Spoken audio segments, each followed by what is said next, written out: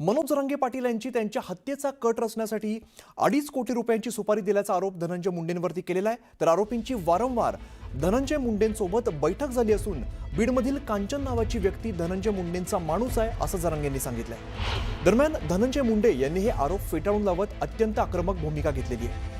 माझ्या मनात कोणाबाबत असं पाप आलेलं असेल तर माझी आणि जरांगेंची ब्रेन मॅपिंग नार्को टेस्ट करा आणि कोर्टाची अडचण येत असेल तर मी परवानगी काढतो असं म्हणत धनंजय मुंडेंनी मागणी केलेली आहे। तसंच या संपूर्ण प्रकरणाची सत्यता बाहेर काढण्यासाठी सीबीआय चौकशी करा अशी मागणी धनंजय मुंडे यांनी केलेली आहे। त्यानंतर मुंडेंनी केलेलं हे आव्हान जरांगेंनी स्वीकारलंय।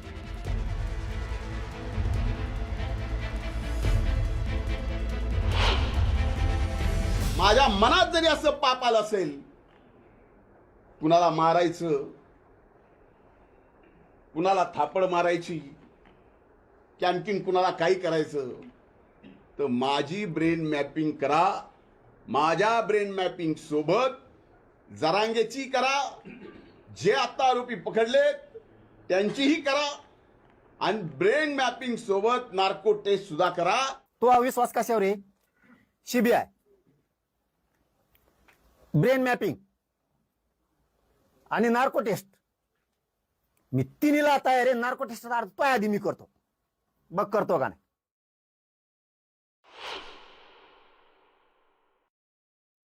मुख्यमंत्री साहेब, तुम्हाला शेवटचं सांगतो, आजला राज्याचा नाश करणारा नासका त्याचा शेवट करा। याला चौकशीला घेऊन याची सगळी चौकशी करा, कारण ह्यो फोनवर बोललेला आहे। प्रत्यक्ष आरोपी सोबत याच्या बैठका झालेल्या, प्रत्यक्ष बैठका झालेल्या। माझं तर म्हणणं आहे की या प्रकरणामध्ये आता महाराष्ट्र पोलिसांनी मनोज जरांगेंना धमकी आहे, मी त्यांना काही करायचा प्रयत्न करतोय, असं जर चाललं असेल तर माझी आजच्या या माध्यमातून, तुमच्या सर्वांच्या माध्यमातून मागणी आहे की या सर्व प्रकरणाची चौकशी ही आता महाराष्ट्र शासनानं नाही तर सीबीआयनीच केली पाहिजे। कोण कांचन नावाचा माणूस आहे, तो धनंजय मुंडेचा कार्यकर्ता किंवा पीए। धनंजय मुंडे हे माझ्या विरोधात षडयंत्र रचण्याचं काम त्यांनी केलं। परळीला नेलं, त्या बीडच्या रेस्ट हाऊस, आणि तिथं एक मोठी बैठक सुरू होती। ती बैठक धनंजय मुंडेने सोडली। हे आल्याला कळालं की याच्यापाशी 10-20 मिनिटाचा वेळ दिला आधी। तिथंच एक आरोपी नेला होता याच्यातला आधी। आता मी गेस्ट हाऊसला दर सोमवारी बसतो, अनेक सहकारी आहेत, अनेक जण येतात, भेटतात, बोलतात, कुणाला बाजूला जाऊन बोलावं लागतं। आता जे अटक केले त्यापैकी कुणी मला भेटला असेल, बाजूला जाऊन बोलला असेल, आणि भेटल्याने बाजूला बोलल्याने मला कळत नाही ह्याच्यात कुणी कसला कट रचला जातो का? त्यांना पाठवून ते त्यांचेच कार्यकर्ते आहेत ना। दरम्यान मुंडेंनी जरांगेंवरती निशाणा साधत जरांगे फार महागात पडणार असा इशारा दिलाय।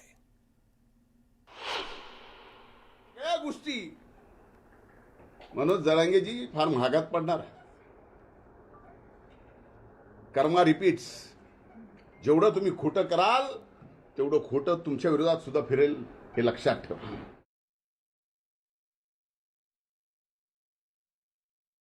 बीला बी या महाराष्ट्रातून उपटून टाका, धमकी कुणी दिली? जरांगे, जर सगळंच अधिकार तुमच्याकडे आहेत आणि सरकार जर तुमचंच ऐकत असेल तर या अख्ख्या ओबीसी समाजाला गोळ्या घाला आणि महाराष्ट्रातून संपुष्टात टाका ना। गोळ्या घाला, आम्हाला संपून टाका।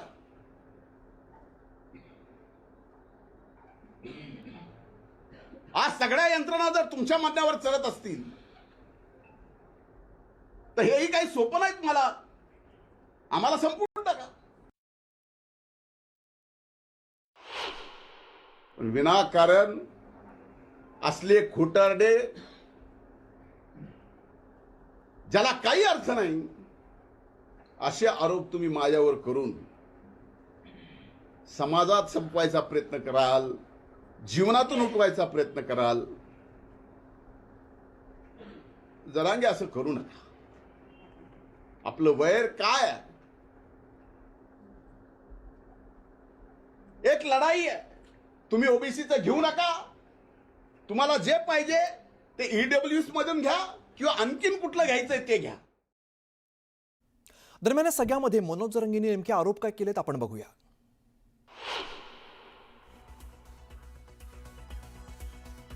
नावाचा माणूस आहे, तो धनंजय मुंडेचा कार्यकर्ता किंवा पीए. धनंजय मुंडे हे माझ्या विरोधात षडयंत्र रचण्याचं काम त्यांनी केलं.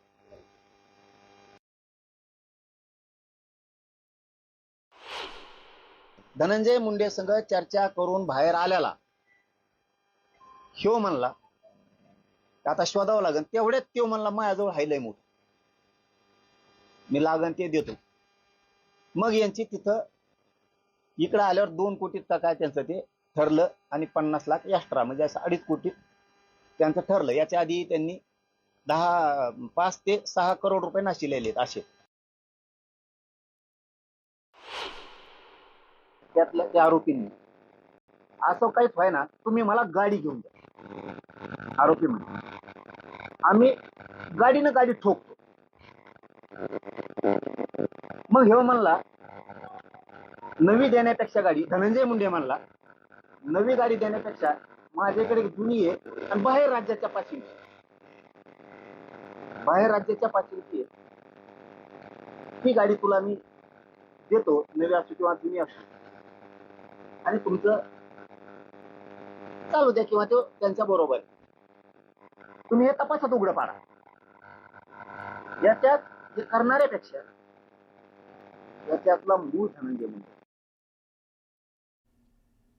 तर मनोज जरांगेंनी एक ऑडिओ क्लिप पत्रकार परिषदेमध्ये ऐकवली आणि ही ऑडिओ क्लिप धनंजय मुंडे आणि आरोपीची असल्याचा दावा जरांगेंनी केलाय. आरोपी आणि धनंजय मुंडे साहेब आले परळीला? नाही पुण्याच्या. बरं साहेब, काय करायचं मग? थांबा जरा, तुम्ही गडबड करू नका. थांबा, मला माहिती आहे वेळेला करतो. तुम्हाला आता गाडी पाहिजे असेल तर मी दुसरी माझ्यावाली गाडी तुम्हाला देतो वेगळ्या पासूनची. चालतं, काय अडचण सांगतो.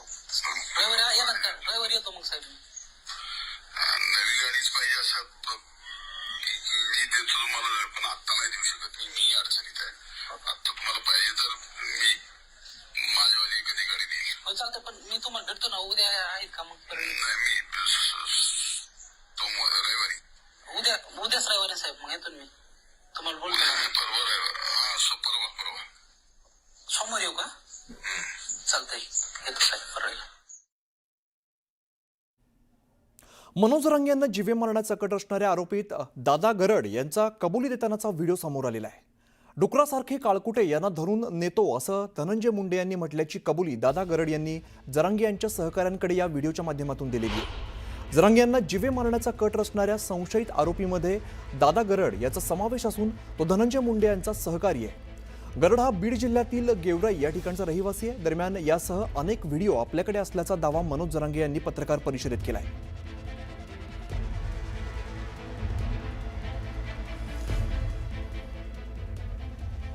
मनोज जरांगे पाटील यांच्या घातपाताचा कट रचणाऱ्या दोनही आरोपींना 12 नोव्हेंबरपर्यंत पोलीस कोठडीची शिक्षा सुनावण्यात आलेली आहे. आरोपी अमोल खुणे आणि दादा गरड आज अंबड कोर्टामध्ये यांना हजर करण्यात आलं. जरांगे यांच्या हत्येचा कट रचण्याच्या कारणावरून दोघांवरती गोंदी पोलिसात गुन्हा दाखल करण्यात आलेला आहे. यानंतर पोलिसांनी दोघांना सुद्धा कोर्टात हजर केलंय. आणखीन काही पुरावे मिळण्यासाठी पोलिसांनी पोलीस कोठडीची मागणी केलेली होती आणि यानुसारच येत्या 12 नोव्हेंबरपर्यंत पोलीस कोठडीची शिक्षा सुनावण्यात आली आहे.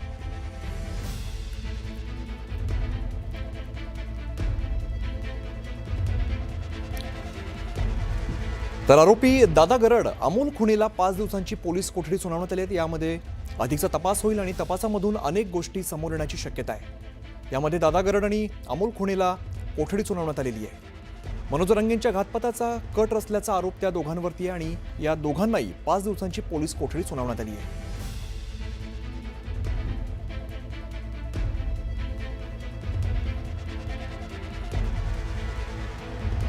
तर आरोपी दादा गरड अमोल खुणेला 5 दिवसांची पोलीस कोठडी आज सुनावण्यात आलेली आहे. या दरम्यान अधिकचा तपास केला जाईल. मनोज रंगेंच्या घातपाताचा कट रचल्याचा आरोप या दोन्ही आरोपींवरती आहे.